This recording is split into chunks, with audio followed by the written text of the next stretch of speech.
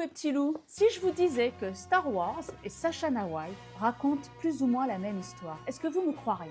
Et pourtant, on est bien dans une civilisation qui détruit une planète et où la nature reprend ses droits. Ce sont des histoires qui ressemblent plus à notre réalité qu'à de la fiction. D'ailleurs, parler de notre planète, on va utiliser le mot anthropocène. Le mot anthropocène désigne une époque où l'activité humaine meurtrit profondément et change la planète. Et on ne va pas se mentir, en quelques siècles, on a quand même profondément transformé notre planète. Les océans, les paysages, le climat, tout y est passé.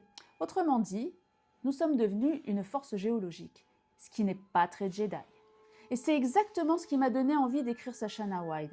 Pas Star Wars, même si je suis fan, je ne me suis pas inspirée de Star Wars. J'ai fait le lien bien après. Je pourrais vous faire le lien avec d'autres séries, d'autres sagas, d'autres livres, parce qu'on parle bien d'anthropocène. Et vous verrez. Donc n'hésitez pas, surtout abonnez-vous, commentez, je réponds à tout. J'ai plein de vidéos sympas à vous proposer par la suite. Revenons-en à nos moutons, et en l'occurrence ici à nos loups, et ici à nos despotes. Dans mon univers, l'anthropocène n'est pas seulement un concept. C'est l'événement qui va être le déclencheur de l'histoire. Commençons par Star Wars. L'Empire ne considère jamais une planète comme un être vivant. Ce n'est qu'une ressource. Cela ressemble beaucoup à notre exploitation de la Terre. Dans Sashana, c'est exactement ce qui s'est produit. Les activités humaines ont tellement bouleversé l'équilibre du vivant que les surnaturels ont dû sortir de l'ombre et s'en mêler. Ils ont d'ailleurs pris le monde en main, ce qui fait de Sashana White une dystopie. Commençons par Star Wars. Pourquoi construire des bases militaires en plein cœur d'une forêt? Parce que l'Empire considère que la nature est un obstacle. Dans Sashana White, au contraire, la nature devient un personnage. Les forêts cachent des peuples, les montagnes protègent des secrets, les animaux participent à l'équilibre du monde.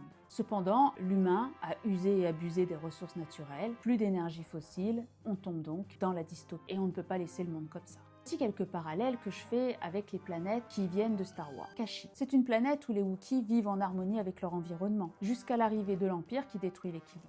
Sashana White, plusieurs peuples vivent et dépendent de la planète, vivent en harmonie avec elle. Leur survie dépend pleinement de leur territoire. Dans Star Wars, l'Empire fait de Mustafar une planète industrielle. C'est presque une caricature car plus rien n'existe en dehors de la production. Lorsque j'ai imaginé Sashana White, je voulais justement montrer ce qui arrive lorsque l'on pousse cette logique jusqu'au bout. Cette vidéo n'aurait aucune matière à exister si je ne parlais pas de la force. Qu'est-ce que la force? La force, c'est une représentation de l'équilibre, en tout cas à mon sens. Voyons voir. On a les deux côtés de la force. Le bon côté, celui qui demande une discipline personnelle, un respect de tout, et puis ce côté obscur qui permet de se laisser dominer par ses émotions. Mais la force, c'est la nature, c'est ce qui relie tous les êtres vivants. Cet équilibre, Maître Yoda l'enseigne à Luke. Eh bien, cet équilibre, dans Sashana White, c'est Victor qui va l'enseigner à Sashana. Sashana qui maîtrise le taekwondo et qui pense avoir compris les pumsé. Ce sont plus ou moins les katas. Elle est persuadée qu'elle connaît ses pumsé sur le bout des doigts. Alors, va lui expliquer que les pumsé, c'est un équilibre. C'est le nord, le sud, l'est, l'ouest, mais pas que. C'est la terre, c'est le ciel, c'est l'ensemble. Et pour pouvoir être accompli dans cette discipline que le taekwondo, il faut le comprendre, il faut le sentir, il faut l'équilibre. D'ailleurs, une marque d'eau nous l'avait dit, l'équilibre est une force. Pour résumer, je dirais que la force, c'est un peu le concept écologique de Star Wars. Alors que dans Sashana White, on retrouve cette idée sous une autre forme. Tous les êtres vivants sont liés à la planète. Modifier un élément, c'est modifier l'équilibre, ce qui est également vrai dans Star Wars. Au départ, l'étoile noire est plutôt une peur du nucléaire. Mais avec Starkiller, on va beaucoup plus loin. La planète devient elle-même une arme. À ce moment-là, elle n'est plus un monde, c'est une machine. C'est exactement ce qui caractérise un anthropocène. Dans Sashana White, les personnages essaient d'empêcher cette transformation. Ils ne cherchent pas seulement à sauver les gens, ils cherchent à sauver l'équilibre. Finalement, pour conclure, je dirais que Star Wars raconte déjà un anthropocène.